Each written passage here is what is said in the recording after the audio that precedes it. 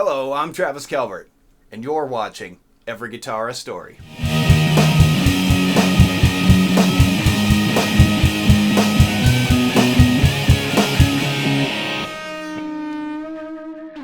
Welcome to the 8th episode of Every Guitar a Story. I hope you all had a wonderful Thanksgiving. I've been a wee bit busy as of late, juggling freelance work and trying to land that dream job. Anyways, let's talk guitars. But first, a little disclaimer. For those of you that have watched the previous episode, you may have noticed that this opening monologue was scripted, but I didn't have a proper teleprompter. So what I would usually do is tape the script slightly beside or below the camera lens, and it probably made it a little unnerving for you to watching my eyes dart back and forth, up and down, side to side, and you're probably like, what the Sam hell is he looking at? Well, the thing is, I had scripted it. And to avoid that and make it easier to watch, I'm going off book. I'm off script here. I mean, I did write a script ahead of time, and I tried to somewhat memorize it, but I'm just going to wing it and see what happens. So hopefully it makes for a better show, and it makes it more fun to watch.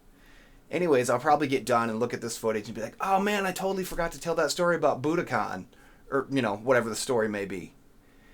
Anyways, I'm going off script, and here we are. We're live, we're winging it, let's see what happens. So I want to talk to you on this episode about a really special guitar. It is a 2004 Rickenbacker 660. Now for some of you with a bit of a memory on you, you might remember this guitar shape as the one that Tom Petty was holding on the cover of Damn the Torpedoes. And you'd be exactly correct. This is the Tom Petty model, more or less. They did a run of 1,000 Tom Petty signature guitars from 1991 to 1997. But once that run was over, they kept making these guitars according to Tom's specs. They just took his signature off the scratch plate. But yeah, this is the Tom Petty model, basically. It's a 12-string guitar, as you can see from the tuners on the headstock there. And yeah, it's an absolutely wonderful guitar. I absolutely love it. I really got into the sound of 12-string guitars in the summer of 2018 when a documentary film came out called Echo in the Canyon, all about the Laurel Canyon sound. If you haven't seen it, I highly recommend that documentary. It's one of my favorites. I watch it at least once a year. But after I saw that documentary, I really got into the sound of a 12-string guitar. And, the things I wanted to write, the things I was hearing in my head, it all had that classic 12-string jangle that you heard on the Beatles and the Byrds recordings. And at the time, I didn't have a 12-string guitar. So in my head, I heard these things and I wanted to play it, but I didn't have a 12-string. So what I would do is I took another one of my guitars and I put a Nashville tuning on it, which is you put a lighter set of strings on the E, A, D, and G strings, and you tune those up one octave. And then you keep your regular B and E strings normal tuning. And that, in essence, is the upper half of a 12-string guitar with the upper octaves. So anyways, I was writing with this Nashville tuning, and it sounded great. It was really interesting, but it just didn't have that classic 12-string jangle that I was looking for. So what's a guy to do? Well, you start surfing reverb.com. And I'm not a rich man, at least not financially. But I did come into a small inheritance, which helped me purchase this guitar, and it's been a wonderful investment, honestly. This thing has more than held its value. So, yeah, if you've got money to spend and you want to do something stupid, like buy an expensive guitar, and your wife's like, why would you want to do that? Yeah, these things hold their value pretty well. And it's just amazing. You can't get that classic jangle sound anywhere else. So, things like...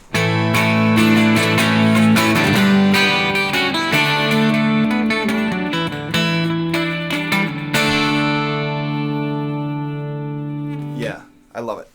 It's a great guitar. This is what they call the Montezuma Brown color. I think it's a fantastic sunburst myself. It's got the flame maple, and this actually is a neck through body construction. So the neck is one piece that runs all the way through the body. It's got a little bit wider fingerboard than most Rickenbackers. Most of them are a pretty skinny neck, and for a guy with big hands, big fingers, it makes it a little hard to play a 12-string. So there are only two models that they make with this wider fingerboard. It's this one and the 1993 Plus, or the Pete Townsend model.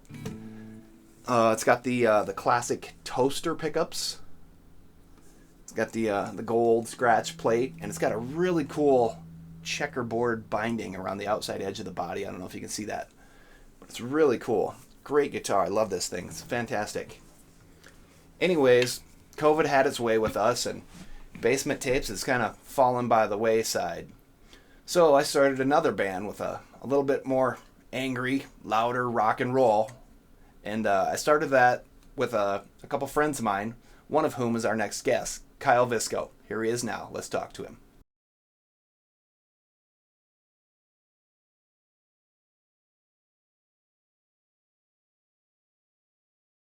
I'm here with my buddy Kyle Visco. Hello. How you doing, Kyle? Doing good. How are you, Travis? Doing great. I know. It's great to have you here today, man. Appreciate you coming in on the show. Absolutely. It's awesome to sit down and talk guitars with you because it's something we both love a whole lot. Damn right. Damn tootin', as I always say. Give me a short list of the bands you've been involved with. Oh, boy. Well, some of them date back to San Jose. I was in a band called Late Night District. We did some stuff around town and out of town. That was really fun. That was kind of my first time, and really my only time going out on the road with some buddies, and looking forward to doing that again with you guys, actually, at some point. Let's see. After that, I moved here. I was playing in a lot of kind of like soul, bluesy jam, kind of going to blues jams and meeting people, and people going like, hey, come play for me, come do this, come do this, and I was kind of just finding myself playing music that, it was cool to be playing. It was cool to be, getting your chops going and all that, but it wasn't really my taste of music, and a lot of it was compromise, and I think what I'm doing now is none of that. So fantastic. Yeah. Well, it's been an honor and a pleasure to make music with you. Thank you. You blow my mind every time I see you pick up the guitar. Oh, stop. No, I'm serious. Thank so you. How old were you when you started playing guitar? I was about 14 and a half, I'm going to say, because I had just kind of been in high school a little bit, doing a lot of skateboarding, listened to a lot of music. I actually was playing drums at the time. Started that beforehand, and then eventually was like, drums are a privilege, not a right. You can't just practice drums anywhere you are until you learn the benefits of lap drumming, obviously. But so I started messing around, going to guitar stores, picking up the something in there and just kind of making noise on it, and in the back corner, so no one would see me because I'm just learning. But like just the feel of it and just like the raw power, it's like I can imagine the same people who are really like gun people get the same thing when they're holding except it's a weapon of peace. It's a guitar. Yeah. So kind of I started to absorb that when I would just set it in my lap and just kind of plunk around on it, and then eventually my buddy let me borrow his guitar for a little while to learn on, and tuned it in drop D, figured out you can do a chord like that, figured out what distortion was, the pre and the post on his little amp, and I was like, okay, so if I turn this all the way up, and didn't know what I was doing at the time, but I wanted that that mean distorted sound, and I was like, oh, because guitar for me was always clean, thinking that like, how did they do that? Like, wow, really, really dig into that tone. How do they saturate that tone? So that was kind of one of the first things I learned gear-wise, as well as, figuring out moving up and down and whatnot. So did you have a person in your life that was kind of a mentor that showed you some things on guitar? Or? I didn't. I didn't till later. A lot.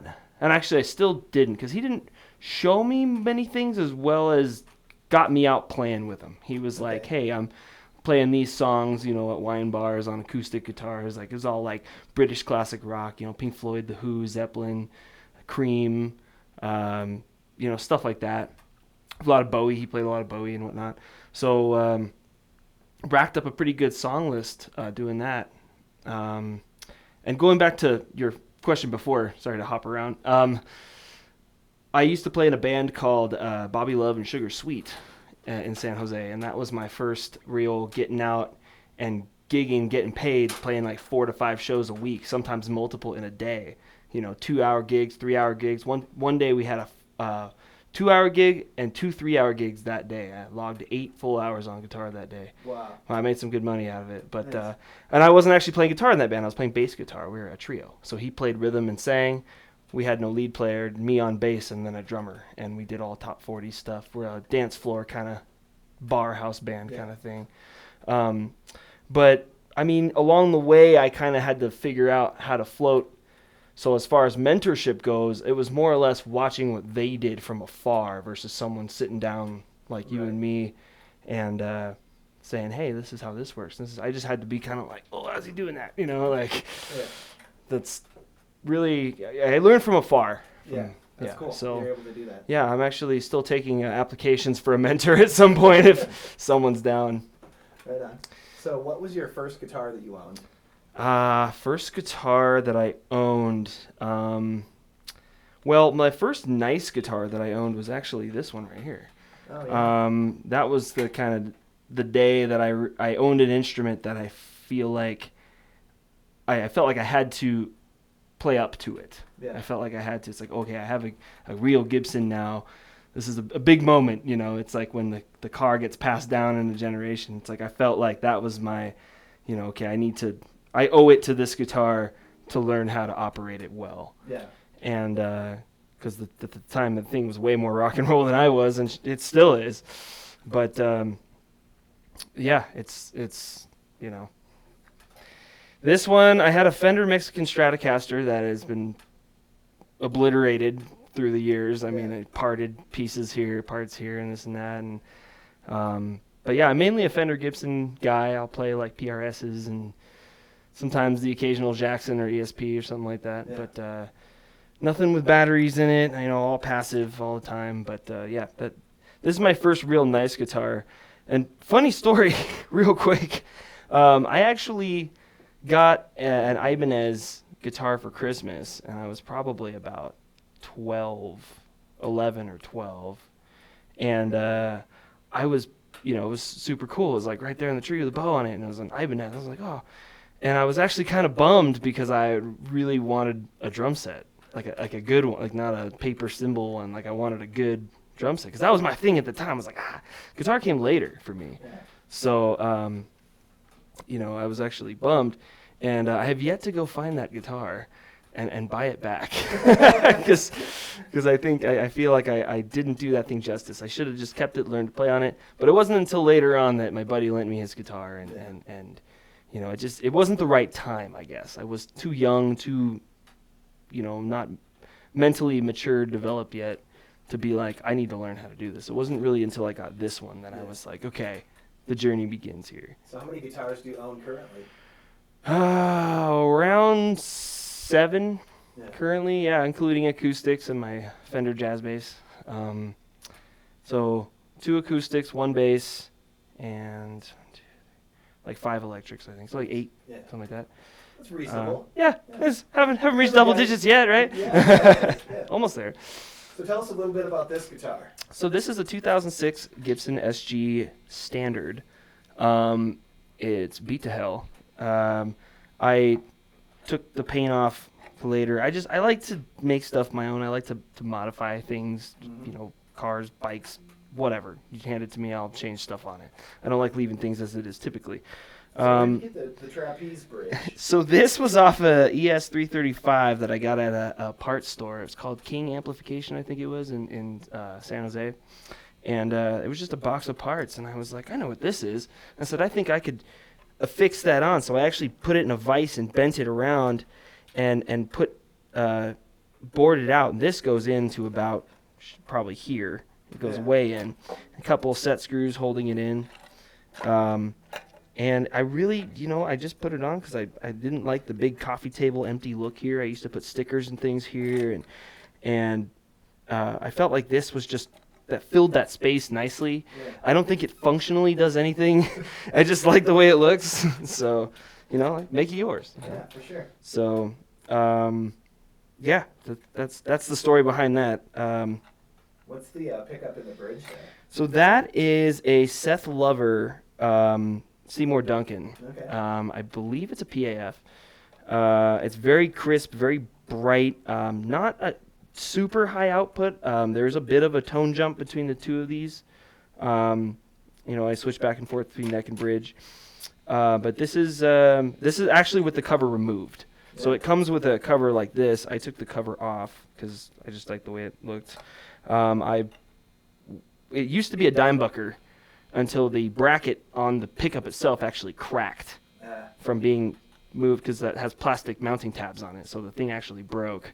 And I still have it. I thought about maybe epoxying some metal brackets on there and putting it back in here. So subject to change. I like putting stuff in here that's all crazy. However, this is the Gibson standard bridge pickup, the one that comes in it. So just this one I've kind of messed around with. And then, of course, it wouldn't be a Gibson if it didn't have the cracked head Yep. stock. Let's see. That was about here at one point. Not supposed to happen.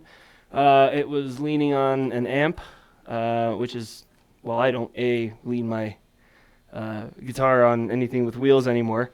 But it got moved and it slid and it fell, and it actually fell like this, and it popped it that way. And I think I shrieked like an actual genuine I don't know what sound I made, but it was like watching your child fall off the roof. Yeah.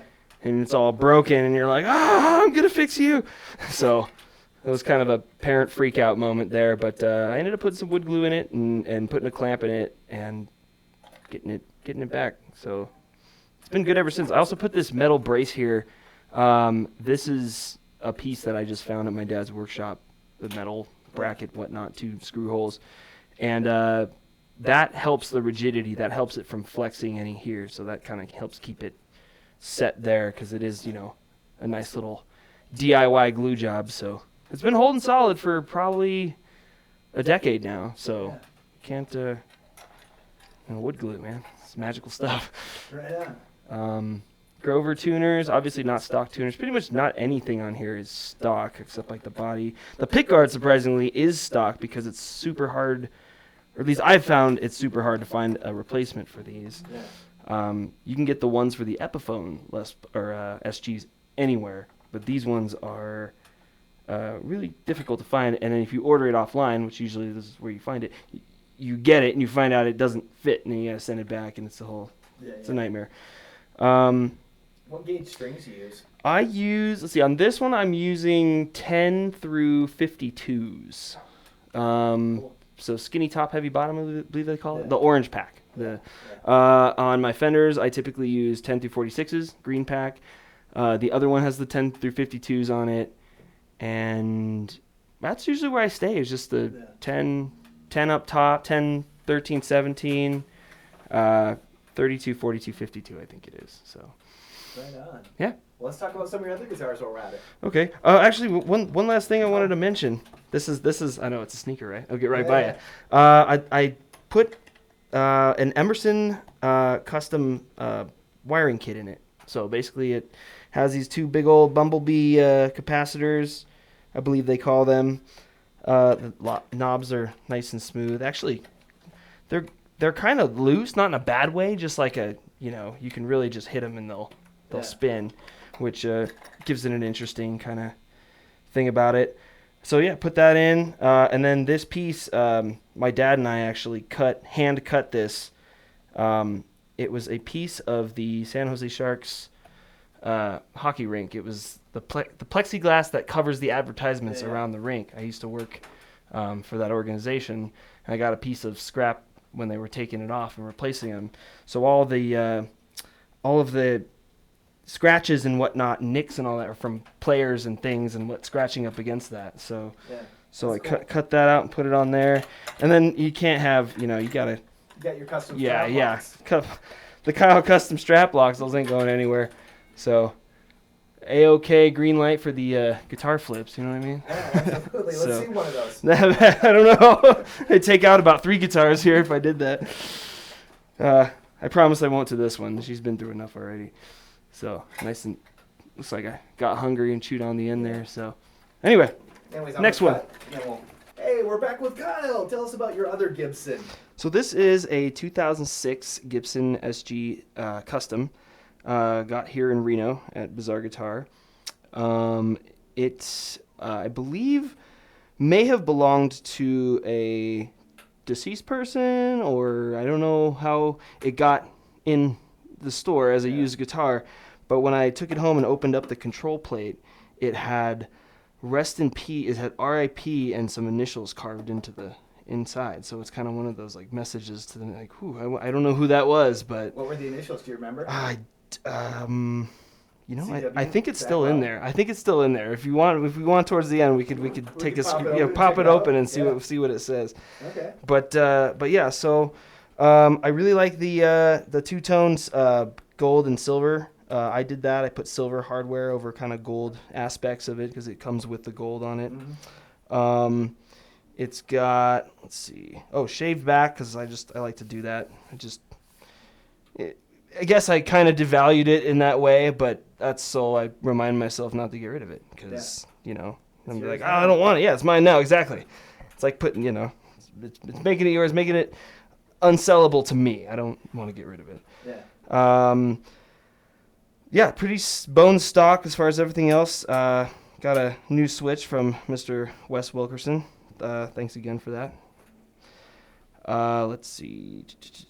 Also, not chambered. Not chambered. Solid wood. Is solid wood. So 2006, they weren't chambering them yet, making them lighter. This thing's heavy as an absolute moose. It's got the ebony, Madagascar ebony, the illegal stuff. Before Gibson got in trouble for that. This does have that on it. Which I've heard good things about what they use to replace it, but I mean you can't beat having illegal wood on your guitar. But this is she. She gets most of the first string action as far as everything goes. But this is she. Right on. Let's talk about that Fender. Cool. Yeah, let me get it. We're back. Tell us about your Fender. This is this year, or actually last year, 2021, I believe, or 20, whatever. It's new. Fender Telecaster, 75th anniversary, I think it is. Mexican Tele. Mm-hmm. Not that matters. I have an American Strat, and I have this Mexican Tele, and I got to be honest with you, the quality just is the same straight across as far as playability, sound, everything like that.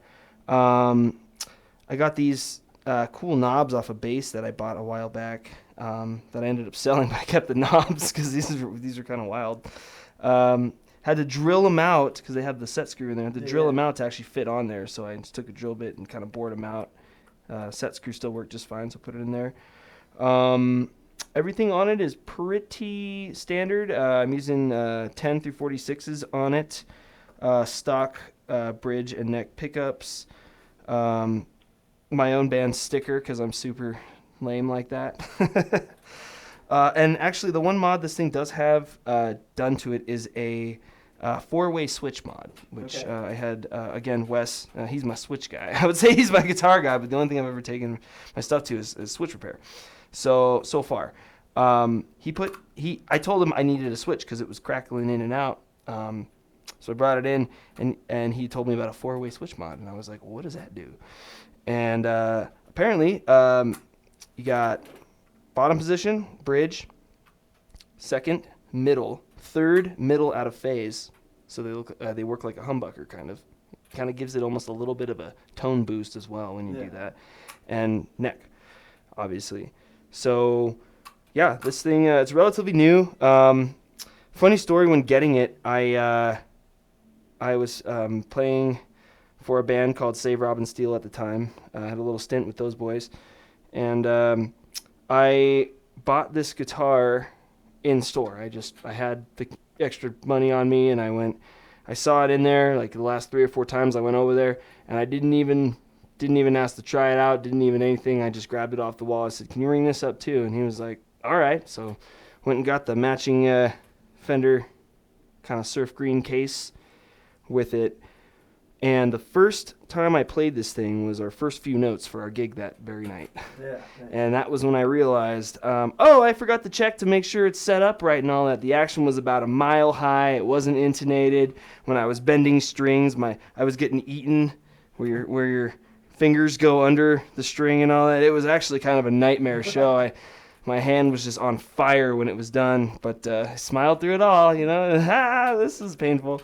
So, You're a trooper. yeah, it was a rough one for sure. So do not recommend, 0 out of 10, do not recommend buying a guitar, I changed the strings and then the pick guard. It came with a white pick guard. I did that earlier that day, put it back in the case, tuned it, put it back in the case, and then first couple notes were like first part of those songs. So that was when it was kind of like, okay, let's see how you sound on stage and people watching, you know. Yeah. So this thing went right into battle. Didn't even have a chance to breathe. So it's been worked on since and everything. You know, plays much more butterier. Buttery. It's a lot smoother than it was before. And I actually didn't notice the sheen until about 2 days later. Yeah, this is the first time I've been close enough to notice it. Yeah, right? You don't notice it at first. I didn't when I pulled it off the wall. I thought it was that solid surf green Fender classic color. And it wasn't until like a day or two later that I think the sun hit it the next day when I was looking at it, and I was like, oh, whoa, it's got like a pearl sparkle thing happening to it. So that kind of made it extra special after that. And I'm like, okay, I like you. Nice. So... and it comes with the bird's eye kind of, I don't even call it bird's eye, really. A little bit, kind of that sheen on the maple. Finished maple neck on the top, nice and raw on the back. I don't have to shave it. Yeah. Cool. Yeah, and this guitar is ultra bitchin'. Ultra bitchin'. Right on. Why don't you plug in and play us some stuff? Sure, absolutely.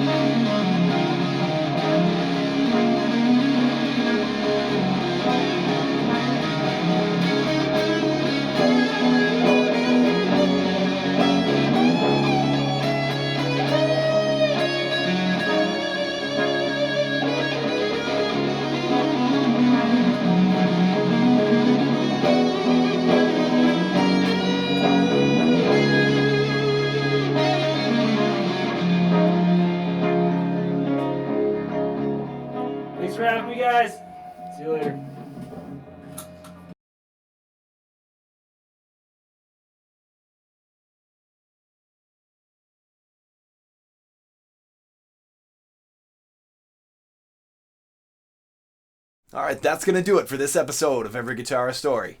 Thanks for tuning in. As always, I welcome your feedback. Make sure to hit like and subscribe. Make sure to get vaccinated and stay safe out there. I love you all. Namaste, motherfuckers.